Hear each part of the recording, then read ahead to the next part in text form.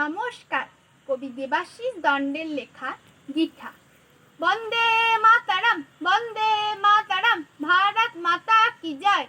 ঝান্ডা তুলছে অভিরাম মাঝি। অভিরাম মুখটা সিরিয়াস করে রেখেছে, গায়ে চকচকা পাঞ্জাবি। ক্লাবের সেক্রেটারি বলে কথা না, তা বাদে ঝান্ডা তোলাটাও কোনো কম বড় ব্যাপার। বন্দে মাতারাম বলতে বলতে ঝান্ডাটা ডগে উঠে গেল। কি বটে কে জানে। ডগে তুলে অভিরাম ফুসুর ফুসুর করতে লাগে।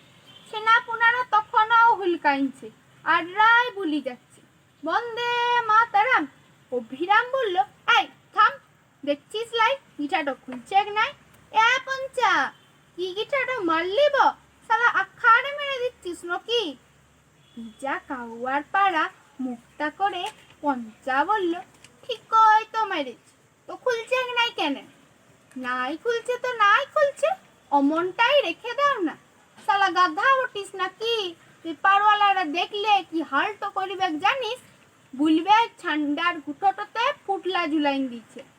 ক্লাবের প্রেস্টিজ যে থাকবে, শালা গাধাটা দিলটা পুরো ছিত্রা ফুটা করে দিল। অভিরাম গাধা বলতে পঞ্চার মুখটা গাধা পাড়াই হয়ে গেল। যা বলবে বলবে, ঝান্ডা উঠানো নিয়ে কথা, উঠাইন দাও না।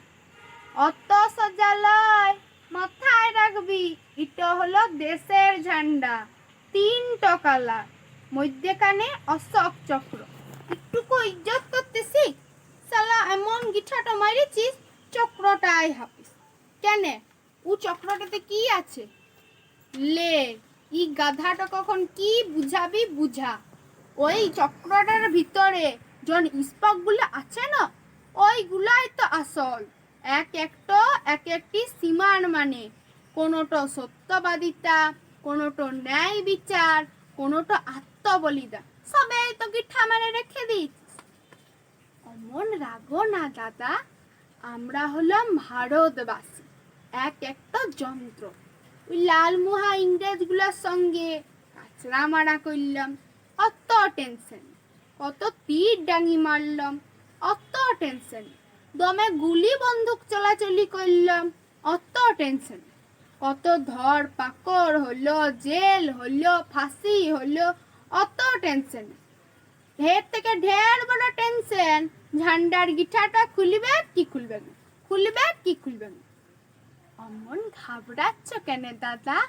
জন্দিন, সত্যবাদিতা, ন্যায় বিচার, আত্মবলিদান, এগুলা সত্যি হবে, তোমাকে আর হেঁচকানটা মারতে হবে নাই। ঝান্ডার গিটাটা সেট করে খুলে যাবে। নমস্কার।